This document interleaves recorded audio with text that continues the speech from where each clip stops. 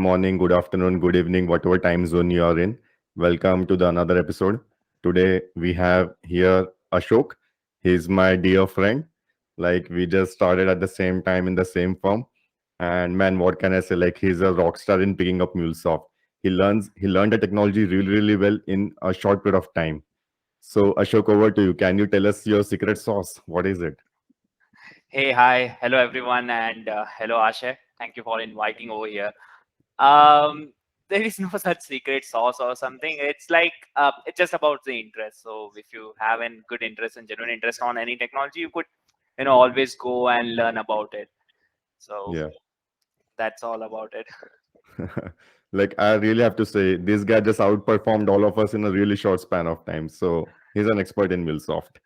No, I can't say as an expert, but yeah, I have like gone through the things and the stuff. So it's more Hmm. about the practice because my entire focus throughout the learning time was on the practice. The more and more you try, right, you'll have a good Yeah. hands-on, and because the concepts get easier. Like you can learn about okay how to bat so many times, but until unless you practice it, it won't become that habit, right? So Right. that was the thing. Yeah. So, like the people who are new to MuleSoft, who don't know anything about it, how would you describe this product to them? So the MuleSoft, right? I would say it's a see in any traditional programming method. So what would happen? The most of the times you would be writing the code or the things. MuleSoft, have abstracted those things from you because there are a lot of reusable codes that would be there. So MuleSoft has abstracted that, and it's more of an configuration based technology, so that developers can more focus on the development part, the Right. designing part of a software, rather than more focusing on the technical aspects of a coding.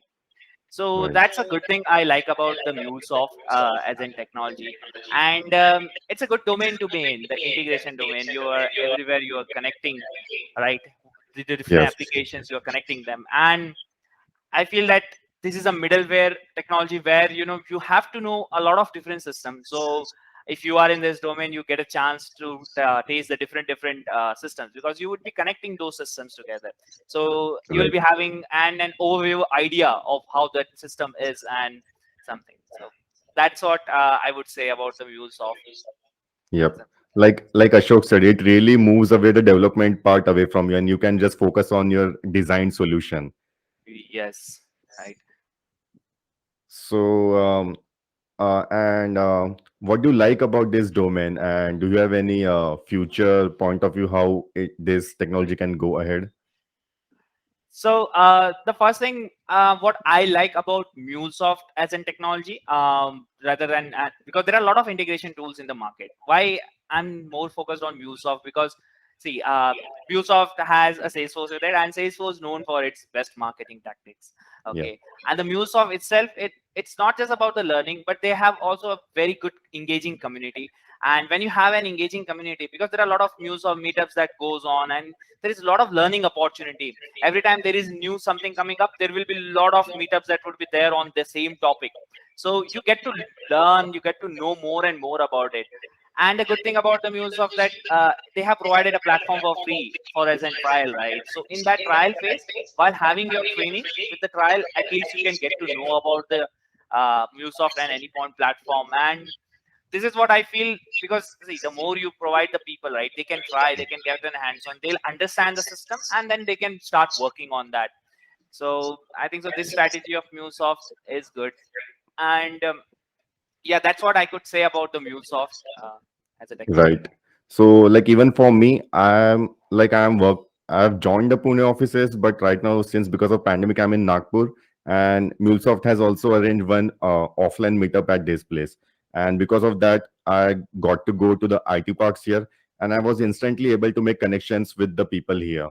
So it was just like an 2 hour event, but I was able to connect with people here, and I think that will be beneficial for my future. So these kind of opportunities are great to have. Definitely. Even for me, currently, since it's a COVID situation, so there are no physical meetups that are going on, but I have attended a lot of virtual meetups. And if the virtual meetups are that great, then definitely the physical meetups are good. Yeah. It's very, it's good that you got an opportunity to be in a physical event. Yeah. Plus, like everything is rewarded here. Even in meetups, if you go, you get their free swags. There's a quiz. If you win that quiz, you can get vouchers. So is it similar in virtual meetups as well? Yes. So in virtual meetups also you will be having a trivia questions. So in Mhm. the end, there are two types of trivia questions usually in the meetups. Either you get a lucky draw, or Okay. sometimes you will have to play the Kahoot. And if you are on the top of the podium, then definitely you'll get some vouchers, training vouchers that you can use to get the trainings. And maybe who knows, you would get a certification vouchers and you can do certificates. Right. Talking about your background, the things you have worked in the past, do you see somewhere where you could have MuleSoft to ease up the process? Or maybe like the knowledge you have gained in your past, now you can use MuleSoft to do those things? So the thing is about me. So previously I worked on very a non-core kind of domain. So it was more of a digital marketing scope. Hmm. But where we could have used the muse of when you are in the digital marketing domain, right? There are a lot of different systems through which you are getting the data, right? There Okay. are a lot of different technologies that would be required to make a digital marketing a successful place, because Hmm. you'll have an CRM tools kind of thing which will do your email marketing and other spaces. You have your suppose if you have some kind of DMs kind of things. DMs are direct mails. You send a Okay. pamphlet or something. So if you have those kind of things, there also there will be some third party system, right? So the MuleSoft Right. could work under the hood as an intermediary system, which could fetch the data from one system to, and it could send the data to another system. There are a lot of tracking systems that are available, such as one of the tracking system, I could say a tag management system, TDM tool. Suppose if you have those two, right? So those data should be coming from some system and it needs to go to some other system. So the Hmm. MuleSoft can become an intermediary technology over there as well. Okay. So that's where I think if we would have had in my previous organization, it would have made the systems much easier, because we can easily work on those APIs rather than making those point-to-point connections usually. Right. So you were talking about some tracking system. What is it? Is it invading our privacy or what? No, it's not invading of privacy, but so TLM is kind of an tag management system. It doesn't track everything, although you can use it to track everything. But what you can do, it's more of an behavioral tracking for an user, an anonymous behavioral tracking, or maybe if you have given an consent, right? Because see, every time you go to an Amazon, the things you will see that will be so personalized to you, right? Mhm. Amazon might be using some other tagging tool, but I'm just giving an example. But suppose to it's always a trade-off between okay, you could have a privacy, but if you need the things more personalized to you, and if you want to have those things, then the privacy would be little bit violated over there. So that's Yeah. always a trade-off. But the good thing about that you get a good recommendation system, right? So you know, okay, what kind of genre that understands your behavior, and you can analyze those data, and based on that it could recommend you. So yeah, it's good for marketers and it's good for the people who like to be personalized. Yeah. So something like I'm just brainstorming. If we want to have a trade-off between our privacy and best recommendation system, something we can do is data localization. Like Europe has rules that their data, even if it's in the cloud, those cloud servers should reside in Europe. Similarly, China uh, has this policy. So maybe India can also come up with some policies that Indian data resides within our boundaries itself. yeah, that would be much better, because if our Indian data have we only have the control of it, then it would be great. But again, the thing what would be, we have to rely on the Indian government kind of thing, Yeah. although I trust them. But still there will be some data issue, because we cannot have every data with us itself. Yeah. Those data would be definitely into some servers, and they could use it.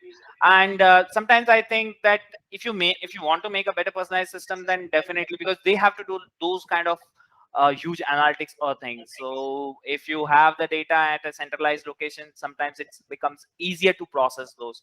But if you have in a distributed system, then system get complicated, right? So maybe Right. that could be one of the reason they do. But yeah, this could be there.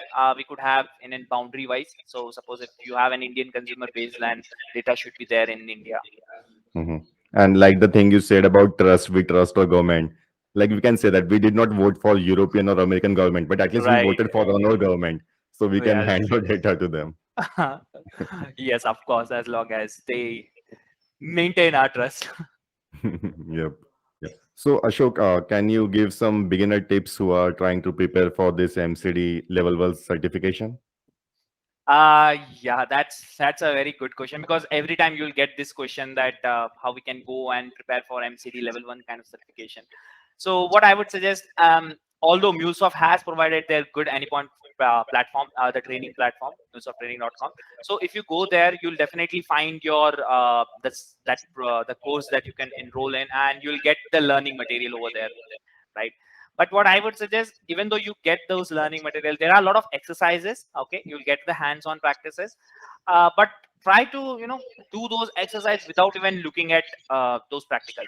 Like, get an idea, okay, what needs to be done, and try doing it on yourself. Even though you made a mistake, that's fine, because the thing is, it's kind of trial and error method. The more you try, the more errors you get, the more idea you'll get about the technology, and you'll improve yourself on that.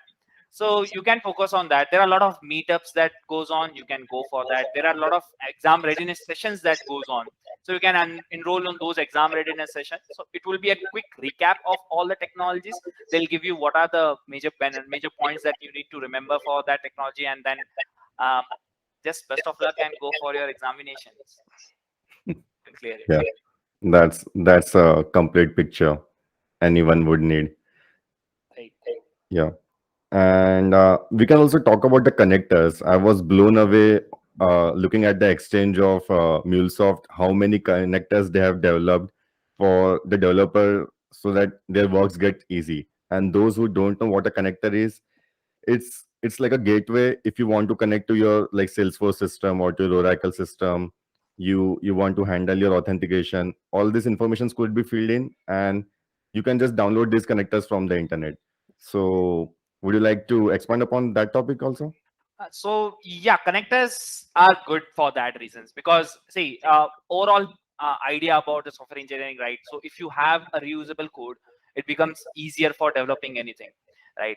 So what usually are the connector? If you see the connector under the hood, they are APIs, so they calls the API. But what connector makes the things easier? That there, if you have a connector, you easily know, okay, what are the fields that are required and what are the things that are mandatory. So the you don't have to do that direct HTTP call to those APIs. Rather than, you can use that connector. You can provide the details that you want, and the connector will do the calls for you, and you would get the data. So this becomes easier, because sometimes few systems are complicated. They use even suppose if they use some kind of different authentication system. So the connector would be easily be able to handle those authentication part for you. So that's a good thing about the connectors. So rather than making, you can also do a physical call. You can use an HTTP kind of connector, and then you can do a call to any other system. But I would suggest you can go with those connectors. Man, you're just way too good with this stuff. I could have never ever put this information in such an easy way. That's not like that, but it's more of an, I was trying and I was practicing a lot on this. Mhm. So through which I found it very easy to use a connector than and using an API.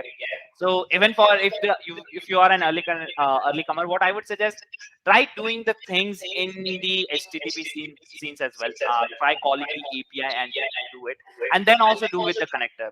So because see, connector makes the things abstract. So if you know the under the hood how it works, then definitely while using the connector in your program, in any of your software development, it will help you a lot. Great. Hmm. So there's this thing in MuleSoft marketing content they always say about API-led connectivity versus point-to-point connectivity. Hmm. Can you tell us to our listeners about it?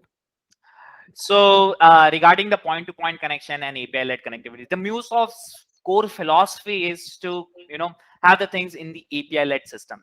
So API-led architecture. Under the hood, you could say it's kind of in microservices. So you have a different services running in a different system, and they call each other and do the task for you, right?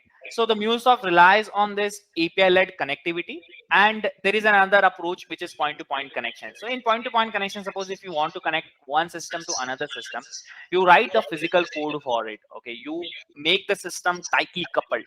So okay, what are the data you need to pass? So those you pass, and those only you connect to the system. You itself call the connection to system, and you connect with them. right? But in that sense, it doesn't help in the reusability concept. See, we are in a rapid growth of technology right now. The technology landscape is increasing exponentially. People every time coming for a different technologies and the system they want to connect, and it's very difficult for IT guys to do that task, right? There is a technology, because there is a capacity for IT people. You can increase, okay, you can say you can increase the capacity, but then you need to hire number of people. But even though you hire, still there is a capacity, a cap, that you cannot fulfill that kind of the exponential growth that is going on. So even though if you have your NCT training, you will see that diagram over there, which talks Mhm. about how the growth is increasing, how the demand is increasing, and how much IT can fulfill. So the Right. concept here is to create the kind of system, so that it could be easily consumable, right? Create those consumable assets like an APIs.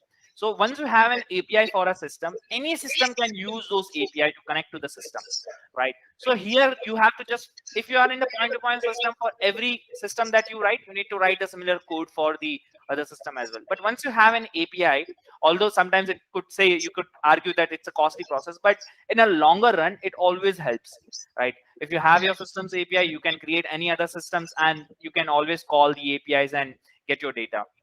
So in that sense, IT can focus more on how it can maintain the data, how it can maintain the system, and it can they don't have to bother much about the, because suppose if you have different point-to-point connections, there are a lot of security mechanism that needs to be taken care of, right? A lot of access management would be there. But if you have this kind of layered approach, you can decide, okay, who will have how much access. You can restrict your data, you can protect your data, and give a limited access to people. So this way, IT can focus on maintaining the system, and the developers and those can focus on how they can consume, right? So that's where the, I think the MuleSoft is heading towards. What I like about the MuleSoft, there are a lot of other API development tools. What I like about the MuleSoft, MuleSoft is more of an entire development cycle. So you can Mhm. create the APIs, you can create the contracts, the specifications, and then you can create the API development. Once you're developed with the API, there is a maintain cycle. You can maintain those APIs as well. Even with maintenance, there is a module for analytics. So Mhm. this gives an overall control of an API. So that's what I like more about the MuleSoft, that yes, it has that entire ecosystem with it. Yep.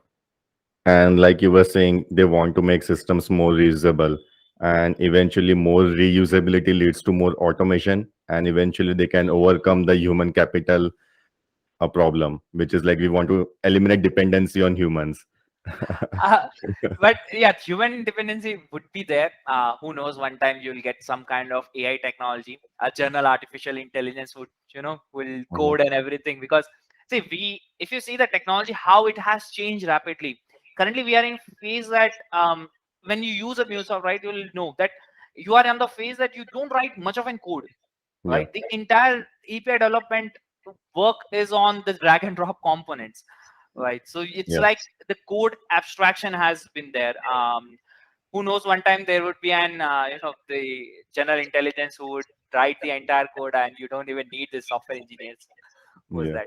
But till then, we are there. Software engineers are there who needs to code and who needs to maintain this fabric of society which is working on the Yeah. internet. Like our jobs are saved, no doubt about that, for the next few decades. But but Right. the like menial laborious jobs, they are getting replaced. And like this was a discussion in the West, this was not in India. But we had this fast tag system wherein you can go to the toll booth, sorry, what do we call that, on the highways, the ticketing system. Tolls. Yeah, tolls. Tolls. So Yeah. there previously we used to pay a person and then the gates would open. But right now it's like a scanner based system. So I can see those jobs are going away. Like Right. there is no need of people there to Yes. handle the money. So like this, even in India, we are seeing some jobs going away. So this is a reality we are living in. And software engineers are definitely saved, but people who are doing like manual tasks, they have to worry about it eventually. Yeah, even I feel that yes, people are scared about this thing, that automation would take care of like everything, and then we'll lose our jobs, right? So Mhm. even in the World War times, so people use we didn't have the calculators, right? We didn't have the machines, so there were jobs we were calculating those things. The jobs would be given to women, and they will be calculating all those things. There were jobs for those. Right now those jobs Right. are not there anymore because we have a very powerful technologies in our hand, Mm-hmm. right? The mobiles that we use every time, the smartphones that we have now, they call as. So the thing is, definitely there will be a space where the technology, the automation would take care of it, and automation will take it out, and humans will be wiped out from those jobs. But definitely that would create some other jobs, and human would be required on those, because we need more of an creative thinking, we need more of an design thinking, Mm-hmm. right? So currently, not sure about the future, but as of now the technologies are limited to those aspects, the creative sense and those things. And I think so humans are still good at those things. Yeah. So definitely, till then, we would those kind of jobs would be there, and we would be needing to do that. Yeah. So continuous learning is the key. Constantly keep on upgrading yourselves. Yes. Yeah, you need to upgrade as with the technology. Yeah. Yeah. So, a lot of guys are trying to get into MuleSoft ecosystem, so they are applying for jobs. What would be your tip for a beginner to how to crack the MuleSoft interviews? Yeah, that's a good question. Because see, MuleSoft ecosystem is there, and you're saying that a lot of jobs are getting created, and how a beginner could prepare for those interviews. So the thing I would suggest for the people who are trying for the jobs, right? So suppose once you have the certification on your hand and still you're looking for a job, but I would say just getting a certification won't just help you in landing on a better job kind of thing. You need to know the things. Okay, you need to know the concept, because MuleSoft is a technology. Okay, it helps as a tool, it helps you, but you need to know the concept behind it, the entire integration domains concept, right? So if you're good with your concept, if you're good with the things that are present, then I don't think so that would be very difficult for them, because um, in the end, right, in the end, the tools could change, right? The technology would change, and there are a lot of changes would be there. But if you know the concept, if you know the fundamentals, it will always help you in any interview, or if you're trying to switch in any technologies. So I think so that makes it. And if anyone trying there, I would just say just best of luck and do your best. Yeah. To add to that, I would say like study about some cloud concepts, how you design cloud solutions. That will be more important because those are the things you're going to solve using MuleSoft. Like as Ashok said, it's just a tool. You better get good with your concepts, what you're actually trying to do. Right. It's a good thing about this integration domain, because there are, as we discussed, there are a lot of systems that are there, and you would be knowing about those systems. Like you will be knowing, okay, what the system do, even though if you don't know the core thing, but still you will be working with those systems, so you will have a basic idea of it. So it's like, if you are in this domain, be ready for a lot of changes, be ready for a lot of technology that comes in, and be ready for a lot of learning, because you need to learn, you need to keep yourself update every time. So that's a challenging thing, but if you like ever going learning, then that's it. This is a domain for you. Thanks, Ashok. Thanks for doing this. Highly appreciate you making out time for this. Okay. Thank you Asha for calling here, and great, it was a good time that we had this conversation. Yep. Goodbye. Bye.